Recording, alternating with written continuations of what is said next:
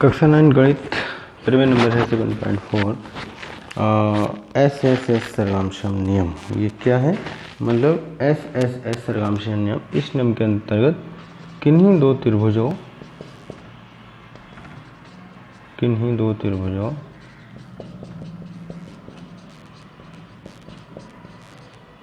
की संगत भुजाएं बराबर हैं।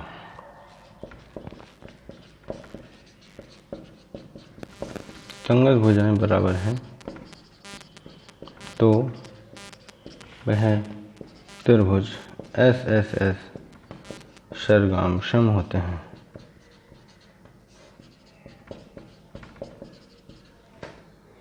उत्पत्ति किस तरह से प्रूफिंग करेंगे? सबसे पहले लिखेंगे ज्ञात है। दो त्रिभुज मान लेते हैं। एक माना हमने ये ए बी सी, दूसरा ले लिया पी क्यू आर। ठीक है, यानी कि ये भुजा इस भुजा के बराबर है।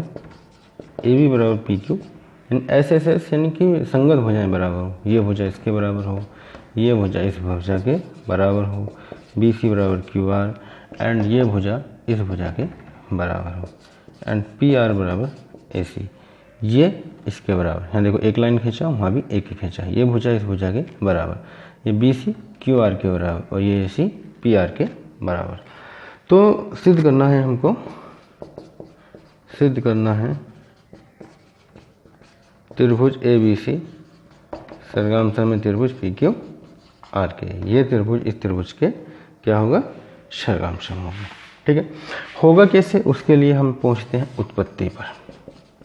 उत्पत्ति तो सबसे पहले क्या लिखा जाता है? ये जो स्टेटमेंट है, रचना में डालेंगे एस सर्गांशम नियम, ये इसका स्टेटमेंट। ठीक है, उसके बाद ज्ञात है, सिद्ध क्या करना है? सर्गांशम सिद्ध करना है। फिर उत्पत्ति। देखिएगा ये त्रिभुज में क्या क्या चीज़ें बराबर है। ये भुजा इसके बराबर, ये इसके बराबर और ये इसके बराबर है। तो बराबर भुजाओं के सामने के कोण बराबर होते हैं। त्रिभुज ए बी सी तथा यहाँ लिखेंगे त्रिभुज पी क्यू आर में क्या क्या बराबर है? ए बी बराबर पी क्यू, एक तो ये बराबर है, ये इसके बराबर है। तो इसके सामने का कोण ये और इसके सामने कोण ये बराबर होगा। तो कोण सी बराबर होगा कोण आर के। ऐसे ही बी सी बराबर है क्यू आर के, बी सी क्यू आर के बराबर है। तो इसके सामने कोण ये और इसके सामने कोण ये क्यू आर के सामने का बराबर होगा। यानी एंगल ए बराबर होगा एंगल पी, और ये भुजा यानी कि ए सी बराबर है पी आर के। ये भुजा इस भुजा के बराबर है। तो इसके सामने का कोण ये और ये आपस में बराबर होंगे। तो एंगल बी बराबर होगा एंगल क्यू के। ठीक है, तो त्रिभुज के तीनों संगत भुजाएं बराबर हैं और तीनों संगत कोण बराबर हैं, अतः त्रिभुज क्या होगा? सर्गांशम होगा। इस नियम को एस सर्गांशम नियम कहते हैं। तो इन दोनों त्रिभुजों में ये भुजा इसके बराबर, ये कोण इस कोण के बराबर, ये भुजा इस भुजा के बराबर, ये कोण इस कोण के बराबर, एंड ये भुजा इस भुजा के बराबर, ये कोण इस कोण के बराबर। तो तीनों संगत भुजाएं और तीनों संगत कोण बराबर हैं। इसमें लिखेंगे तीनों संगत भुजाएं और तीनों संगत कोण बराबर हैं।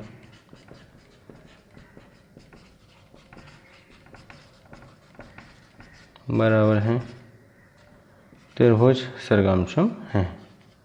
ए बी सी सर्गांशम त्रिभुज पी क्यू आर के। ठीक है, तो यही हमको सिद्ध करना था। इस नियम को हम एस सर्गांशम नियम कहते हैं। यह त्रिभुज की सर्गांशमता का एस सर्गांशम नियम कहलाता है। इसमें तीनों साइड, तीनों संगत साइड, तीनों मतलब दो त्रिभुजों की पर तीनों संगत भुजाएं बराबर होती हैं। यानी कि इसकी ये भुजा इसकी इस भुजा के बराबर है, इस त्रिभुज की ये भुजा इस त्रिभुज की इस भुजा के बराबर है, और इस त्रिभुज की ये भुजा इस त्रिभुज की इस भुजा के बराबर है। बराबर भुजाओं के सामने के कोण बराबर होते हैं। ये भुजा इस भुजा के बराबर है, तो इसके सामने कोण सी और इसके सामने कोण आर आपस में बराबर होंगे। ऐसे ये बी सी बराबर था क्यू आर के, तो बी सी के सामने कोण ए और यहाँ क्यू आर के सामने का कोण पी बराबर होगा।